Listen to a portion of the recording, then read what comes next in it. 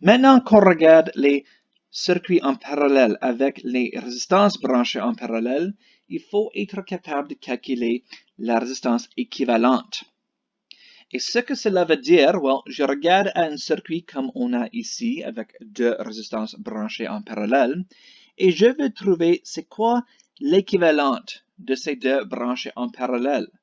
Parce que mon but serait de simplifier le circuit pour avoir juste maintenant une seule résistance. Mais cette résistance a la même résistance que ces deux branchées en parallèle.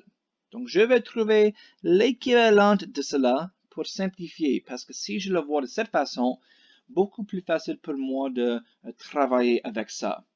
Et typiquement, le but final, si on a la résistance équivalente, et tu pourrais imaginer cela comme le total, et j'ai la différence de potentiel total, donc le voltage de la source, je pourrais en théorie calculer le courant qui circule dans notre circuit, qui est typiquement le but, parce que le courant va nous aider à trouver beaucoup d'autres variables. Et pour trouver la résistance équivalente, pour le calculer, on va appliquer cette relation qu'on a vue avec les inverses. Pour trouver la résistance équivalente, il faut qu'on trouve l'inverse en premier. Donc, pour trouver l'inverse de la résistance équivalente, je vais ajouter l'inverse des deux résistances. Donc, si j'appelle ça R1 et R2, je vais prendre l'inverse de R1 qui est pas 9 ohms, mais 1 sur 9 ohms. Et je vais ajouter à l'inverse de l'autre. Et si vous avez trois résistances branchées en parallèle, il faut juste additionner les trois et leur inverse. Mais ici, j'ai 3 ohms. Si tu fais ceci sans une calculatrice, je vais montrer ça en premier et ensuite peut-être une méthode plus efficace. Mais ici, si j'additionne deux fractions avec des différents dénominateurs, il faut que je change cela. Donc, je vais changer la deuxième fraction pour réussir cette 9 comme dénominateur. Donc, j'ai maintenant 1 sur 9 ohms plus, et cela va changer à 3 sur 9 ohms. Et quand j'effectue l'addition, 1 plus 3, c'est 4, mais le dénominateur ne change pas. Donc, 4 sur 9 ohms. Mais notez bien, ceci est l'inverse de la résistance équivalente. Mon but est pas de trouver l'inverse, mais de trouver la résistance équivalente.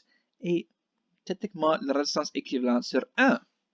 Le 1 est imaginaire, mais je cherche la résistance équivalente. Donc, si vous notez, ceci est simplement l'inverse de cela. Donc, si je prends l'inverse de cela, j'ai techniquement trouvé la résistance équivalente. Donc, c'est quoi l'inverse de 4 sur 9 ohms?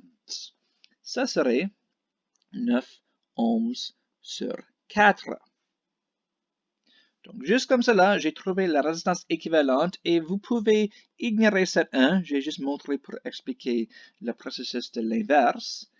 Et typiquement, je préfère que c'est en forme d'une décimale si on travaille avec les circuits. Donc, cela est l'équivalent de 2,25 ohms. Donc, retenant maintenant en haut avec mon circuit simplifié, je peux dire, cela est l'équivalent de 2,25 ohms. Donc, en théorie, si je sais que ceci est une pile de 9 volts, et je sais que la résistance totale ou équivalente est 2,25 ohms, je pourrais calculer le courant. Et cela va m'aider beaucoup si je retourne maintenant et je travaille avec ce circuit, avec les résistances branchées en parallèle. Donc, c'est un processus un peu bizarre au début, mais avec la pratique, ça va être un peu plus, je pense, clair pour vous autres.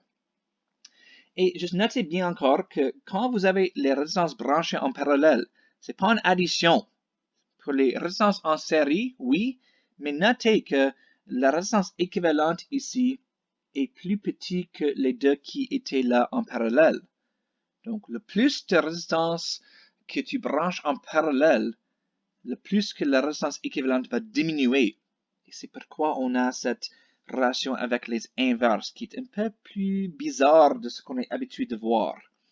So, encore une fois, trouve les inverses et ensuite inverse l'inverse pour ensuite trouver simplement la résistance équivalente. Oups, encore.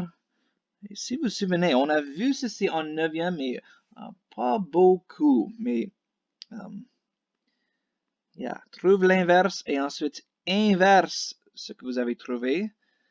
Et ensuite, vous avez calculé la résistance équivalente.